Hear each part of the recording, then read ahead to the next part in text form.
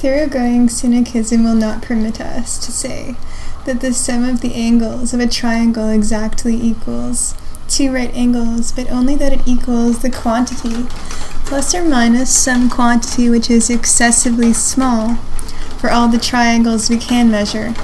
We must not accept the proposition that space has 3 dimensions as strictly accurate, but can only say that any movements of bodies out of the 3 dimensions are at most exceedingly minute. We must not say that phenomena are perfectly regular, but only that the degree of their regularity is very high indeed. There is a famous saying of Parmenides, "Being is, and not being is nothing." This sounds plausible, yet Synechism flatly denies it, declaring that being is a matter of more or less, so as to merge insensibly into nothing. How this can be appears when we consider that to say that a thing is to say that in the upshot of intellectual progress, it will attain a permanent status in the realm of ideas. Now, as no experiential question can be answered with absolute certainty, so we never can have reason to think that any given idea will either become unshakably established or be forever exploded. But to say that neither of these 2 events will come to pass definitively is to say that the object has an imperfect and qualified existence.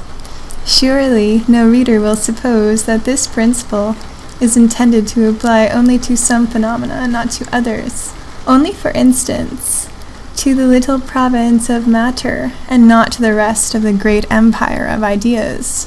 Nor must it be understood only in phenomena to the exclusion of their underlying substrates. Synechism certainly has no concern with any incognizable, but it will not admit a sharp sundering of phenomena from substrates.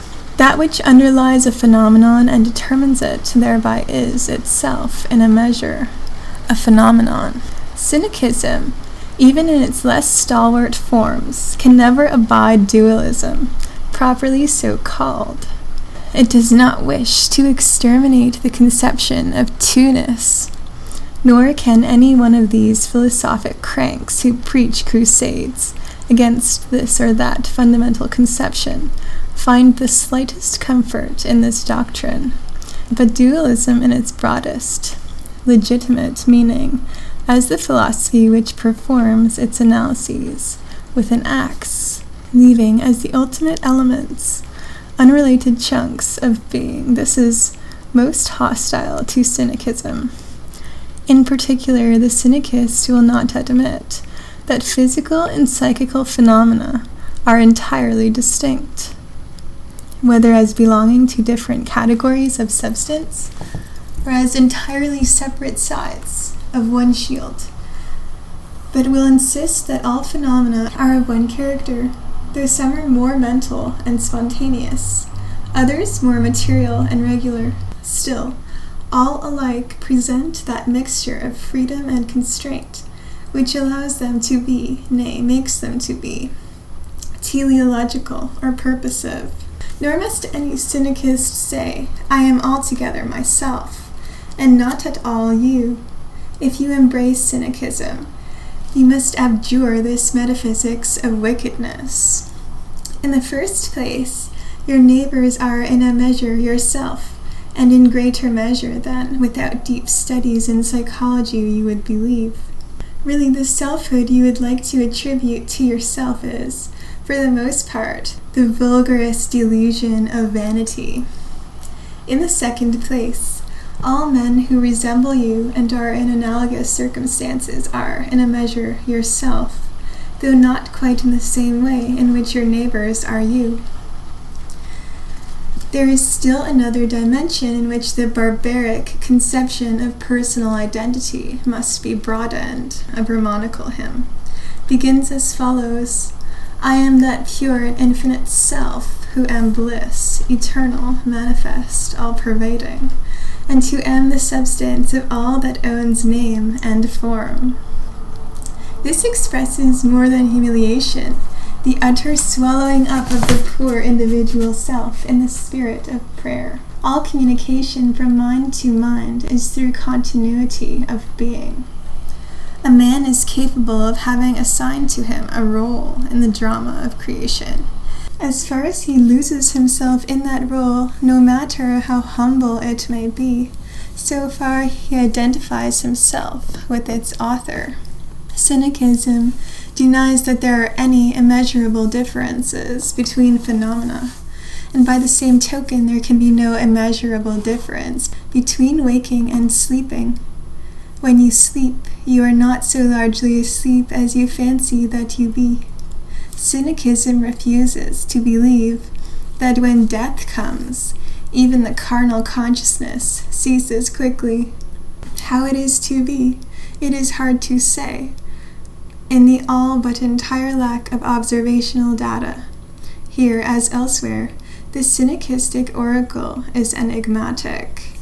Possibly, the suggestion of that powerful fiction Dreams of the Dead recently published may be the truth. But further, Synechism recognizes that the carnal consciousness is but a small part of the man.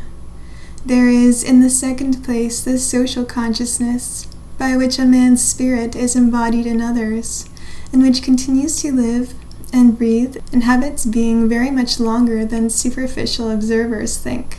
Our readers need not be told how superbly this is set forth in Freytag's lost manuscript. Nor is this by any means all. A man is capable of a spiritual consciousness which constitutes him one of the eternal verities, which is embodied in the universe as a whole.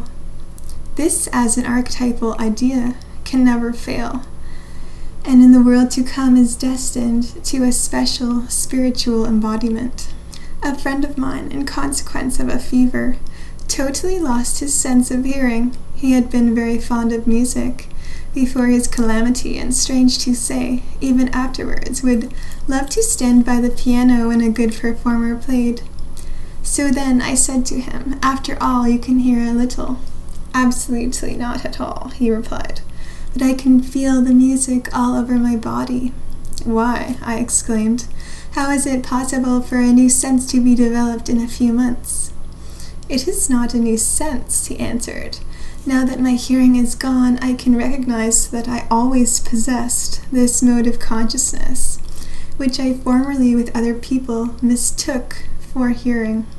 In the same manner, when the carnal consciousness passes away in death, we shall at once perceive that we have had all along a lively spiritual consciousness which we have been confusing with something different. I have said enough, I think, to show that, though Synechism is not religion, but on the contrary is a purely scientific philosophy, yet should it become generally accepted, as I confidently anticipate, it may play a part in the one-ment of religion and science.